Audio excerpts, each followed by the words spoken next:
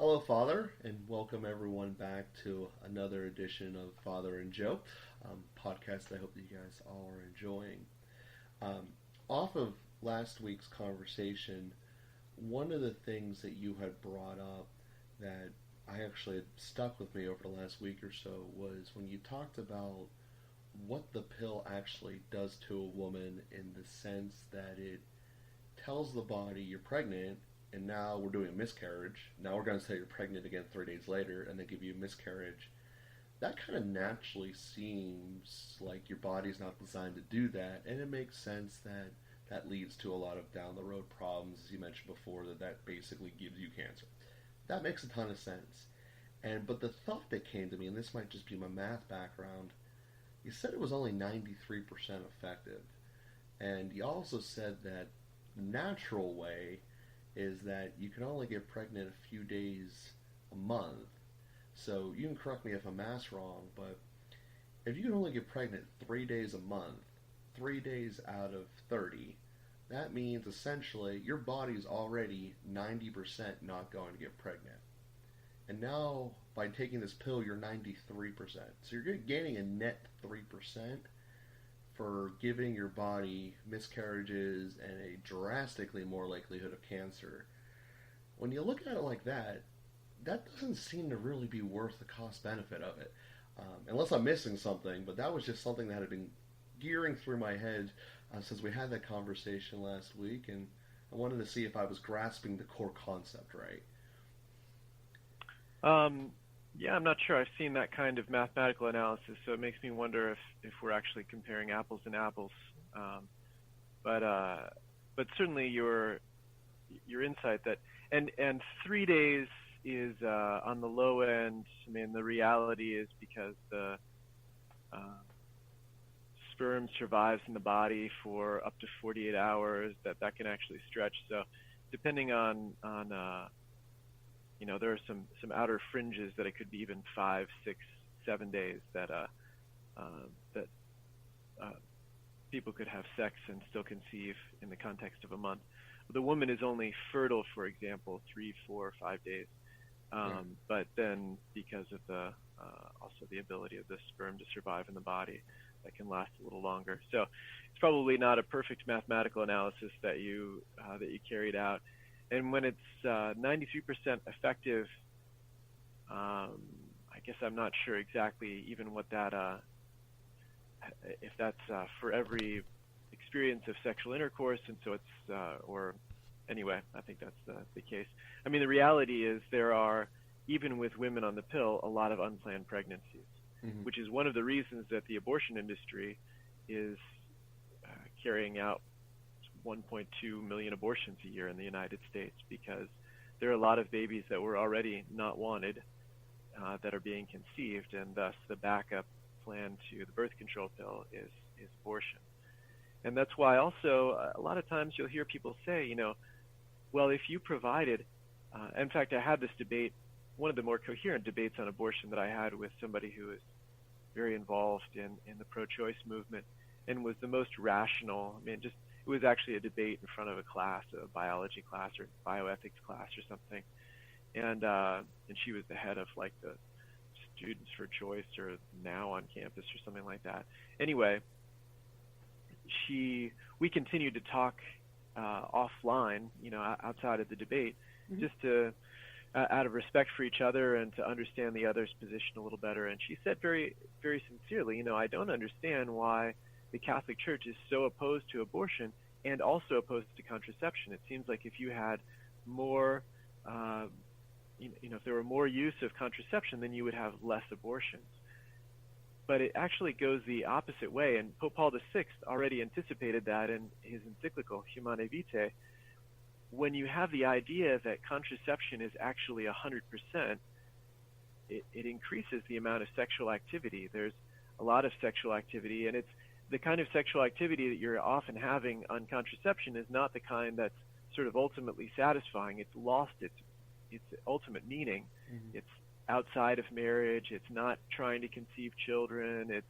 And so it's really a kind of appetite that leads to a lot more sexual activity. So you have an increased number of conceptions just because there's far more sexual activity, and then it's not 100% effective. And because you didn't want a baby to begin with, in a certain sense, you killed the baby before you ever even had any sexual activity. So it leads to a great increase in abortion, which is what Pope Paul VI anticipated, and in fact has certainly been the case.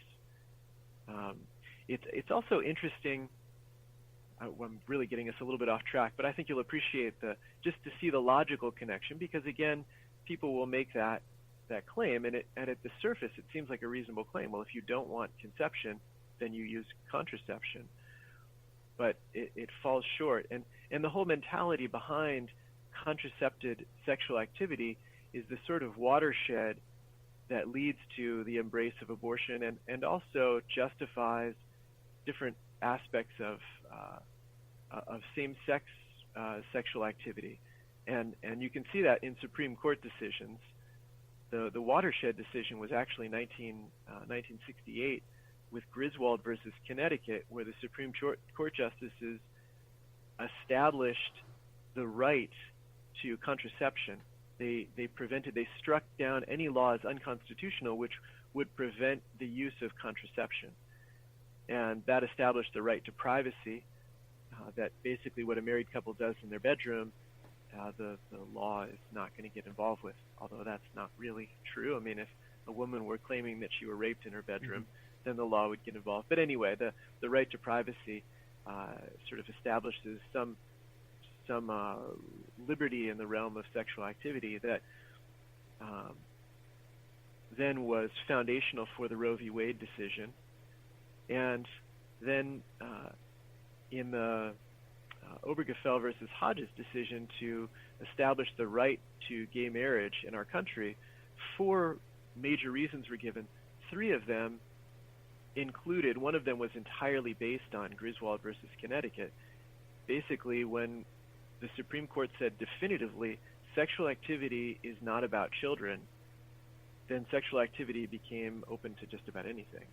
And so likewise, marriage is not about children, and so marriage then has this, it's lost part of its meaning in our Christian understanding of marriage, and so the redefinition of marriage became possible again through the embrace of contraception. So anyway, there are a lot of things that sort of tumble when you pull out the meaning of sexual activity and you say that it doesn't have to do with children at all.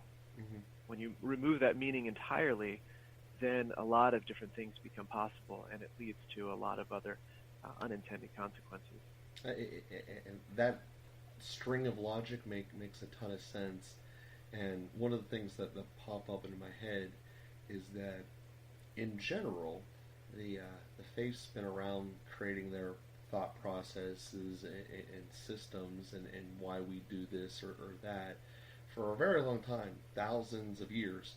I mean, the church began, in the 1st century? So they've had a lot of time to think about this. Well, politicians tend to change their mind on things quite rapidly and sometimes without a whole lot of thought.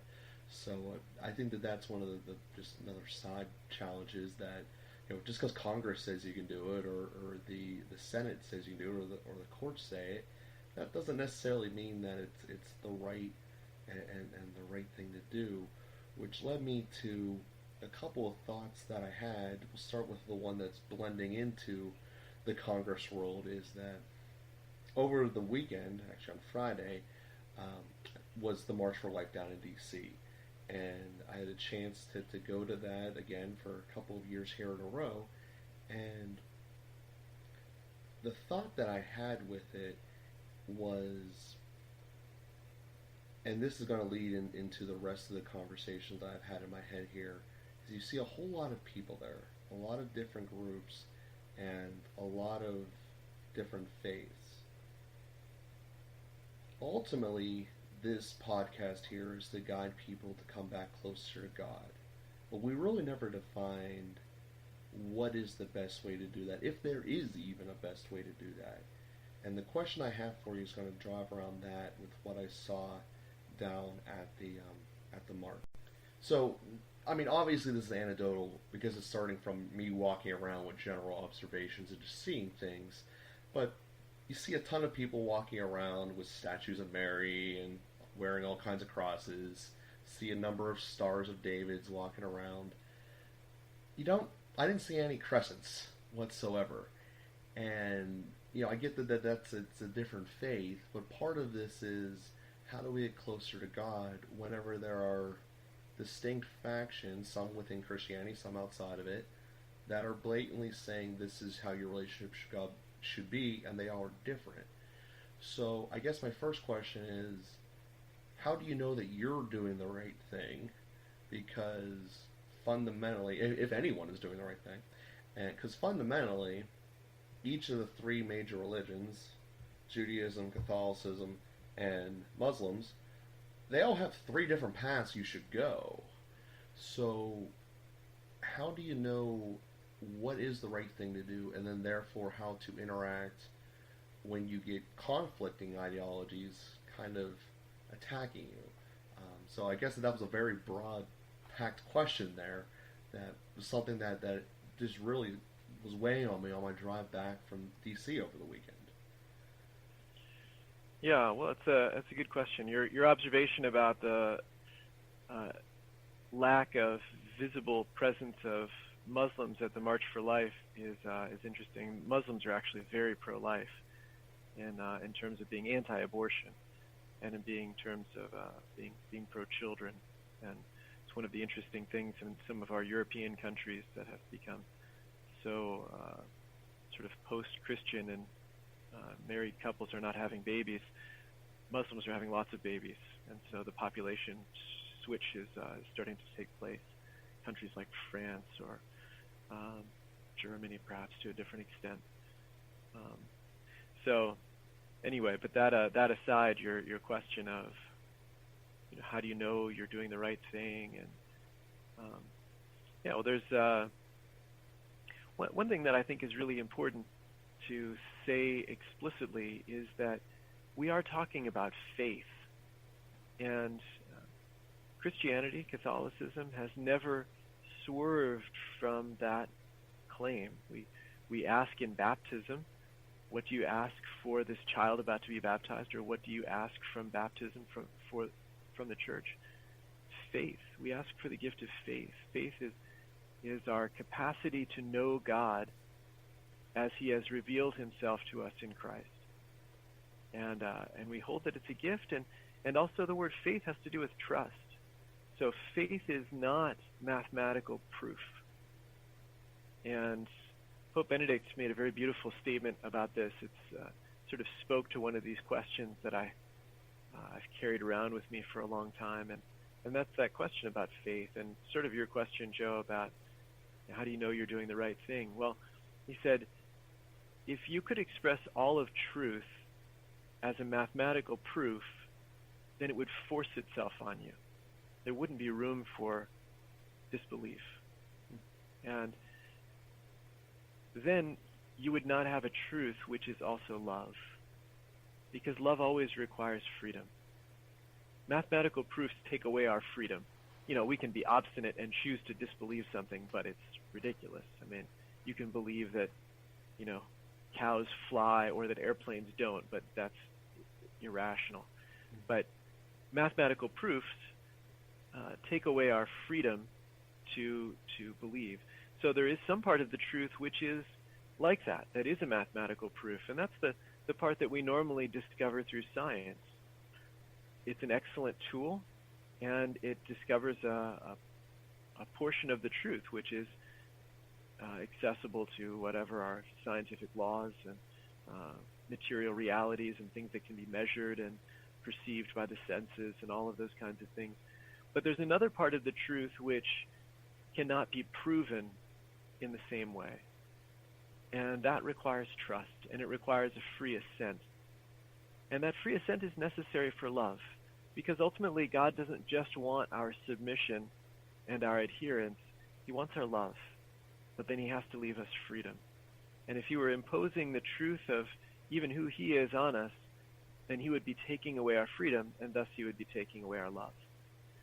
So I think it's important to say up front when we talk about faith, we really mean faith.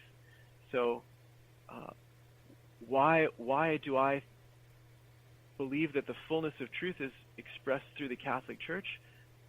Because I believe that. And I recognize that that's an act of belief. And that's not something that I'm ever going to be able to prove to anyone. So the kinds of things that we do demand of theology is that it's internally consistent, that we don't have internal contradictions, and that it's also consistent with science, for example, that it's consistent with that part of the truth which is provable, which is expressible. And that's the best we can do. You can't sort of prove from basic principles that there is a God who is three persons in one God, that he became present, that the second person of the Blessed Trinity became man, and we can't. You can't take a DNA sample of Jesus and say, oh look, there's part of his DNA is divine, and therefore this must be the fullness of truth. So we will never be able to do that, and I think it's important to express that up front. So then, what are the kinds of things that we look for, that we want to see? Well, I think we want to see some human flourishing, that our Christian faith is leading us to a fuller expression of our humanity, that it enables us to live more fully.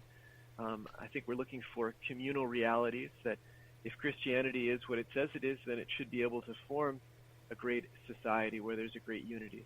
And I think you can look, if you take an honest look at the history of Christianity, you find that in incredible ways. Christianity has sewn together a human community which is beyond what anybody else, any other religion, any other organization was ever able to do. You can look at the persistence. So these are not proofs, but they're indications, they're pointers that, well, we're onto something here. Do we live it out perfectly? Well, no, that's pretty clear too. We can see a lot of indications where Christianity, where Christians have fallen short, that there have been problems. Even those problems are a certain kind of proof, though, because it didn't destroy the whole thing. We see the Catholic Church persisting, even in the face of some of the worst popes at the highest level, or the worst Christians, and doing terrible things, making terrible mistakes. And yet there is something that persists in the midst of all of that. So it starts to become a very complex reality. And some of the things, we will sometimes just recognize, well, if you're living your life as a really faithful Jew, then you're waiting for the Messiah. And we're also waiting for the Messiah. So there's a way that we can wait together and hope together and work together. And so your Jewish faith is also going to prepare you to receive the Messiah. And our Christian faith is going to prepare us to receive the second coming of the Messiah. And in Islam, I hesitate to talk about Islam because it's such a hot topic, and I'm not that well formed in it, and so I don't want to be overextend myself. But there certainly are very admirable things in Islam, that there's at least in some expressions of Islam, a love for neighbor, a love for family, an expression of worship that's very dedicated and faithful and leads to self-sacrifice. And so I can imagine that people who are living as very faithful Muslims are also opening themselves to a fuller revelation, opening themselves to a gift of faith, by which I can see them also coming to a point of being able to receive that revelation of Christ, to come and know him as we know him as Christians. But anyway, there are a lot of moving parts there to wrap our minds around, and because of that dimension of faith, there's a certain built-in fuzziness to it that we don't like. We like to be able to prove things to people and kind of push them in the direction of having to acknowledge my description. But I think we have to accept that there is that dimension of faith and trust, because God wants our love ultimately. Well, that certainly makes sense there, Father. As especially the point there, I don't really think of it as far as, yes, the Jews are preparing for the Messiah. That's a big part of it, as well as we're preparing for the second coming. Like I said, it was just an anecdotal observation I made in the first place. You know, it's hard to tell everything, but the ones that are carrying around the big statues of the Blessed Mother, they kind of make it pretty obvious where their starting point is. So, so that being said, we along with the discussion of how are we doing it right and how do we know we're doing it right, you also hear this argument that says, I don't need to do anything that's formal or structured, like going to church every day. I just kind of, I want to be on my own platform. I got this. I'm going to be on my island. And that's obviously part of the group that we're trying to reach out to here. And I guess my question is, what is the response to that element? Because there is a wide group, call it arrogance or what have you, that feel that they can do everything by themselves, and that the structure of it gets in the way of whatever they're trying to figure out. The structure, that being the structure of the religion. So when we look at that question, what kind of is the appropriate response when someone says, "I don't need to go to church. I got this"? Well, I think there's so much that's going on. I've had a chance, and you shared a little earlier in our program, Joe, about your own conversion story, and there's so many different stories, and so I think the fundamental thing is actually developing a friendship with that person, and helping to draw them into to be able to see what it is that you appreciate about going to church. I certainly had no appreciation of going to church. Nobody ever told me what was helpful about it. All that I experienced it as was an hour on Sunday mornings when I couldn't play with my friends. And to actually share with someone why it's important, I think that's on us as believers.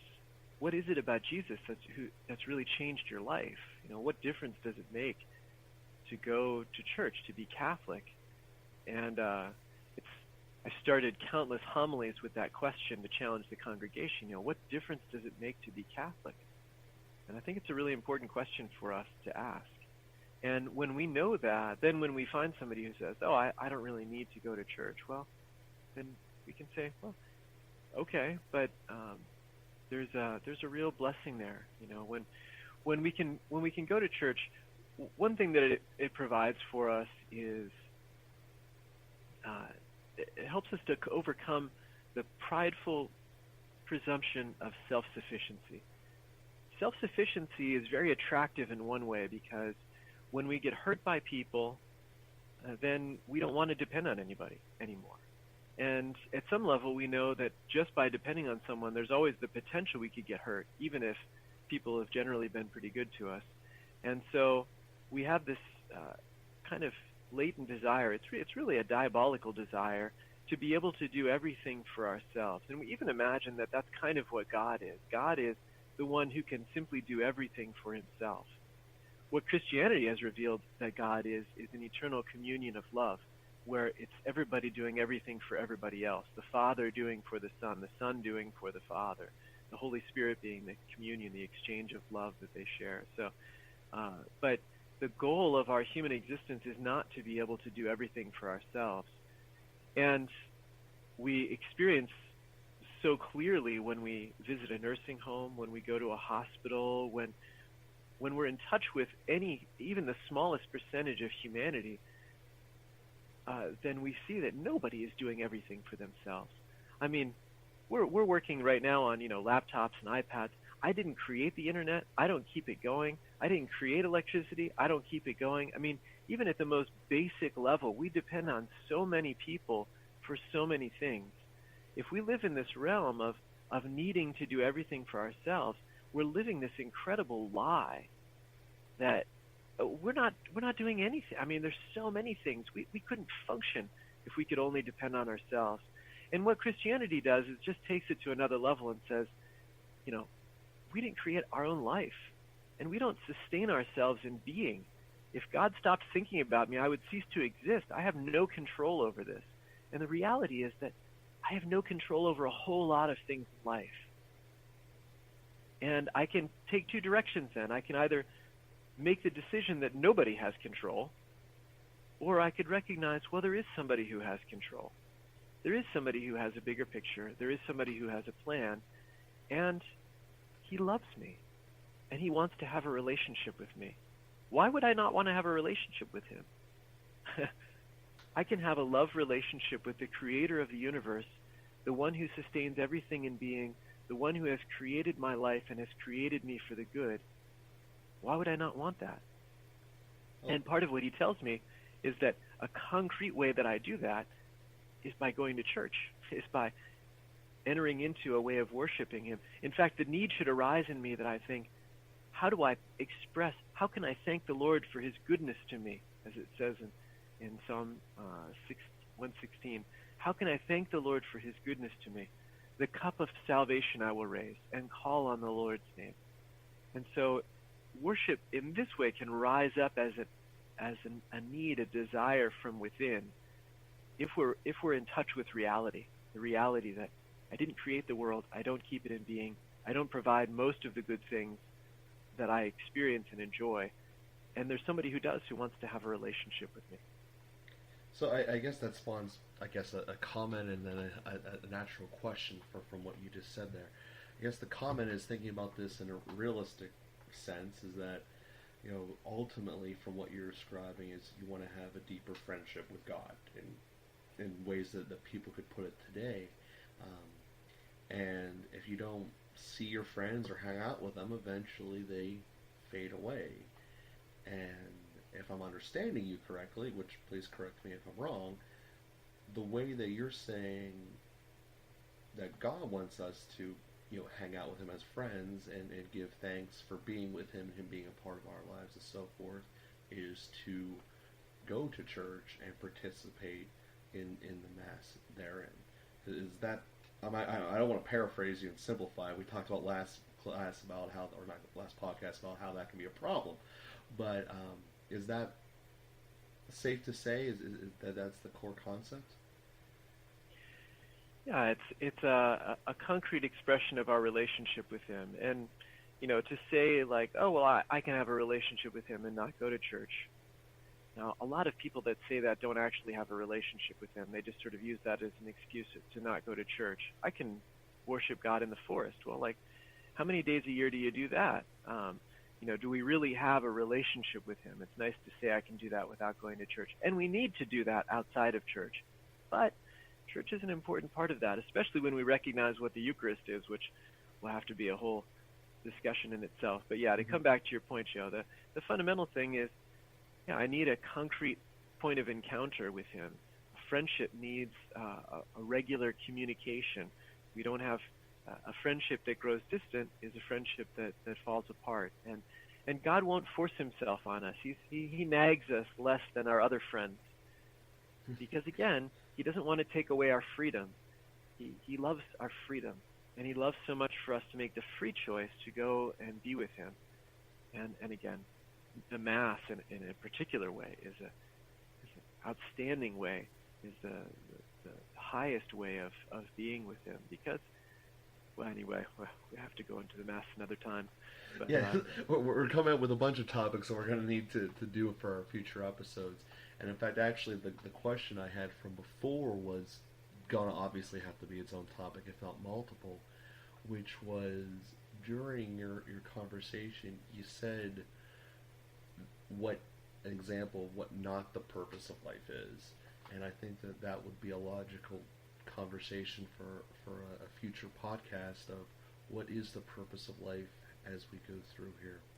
So we would like to thank everyone for joining us in the podcast of Father and Joe, and hopefully this is something that's helping everyone out there to figure out their own path to become closer to God, or how to get someone that's close to them in their prayers to come back to church and become closer and fill that relationship further.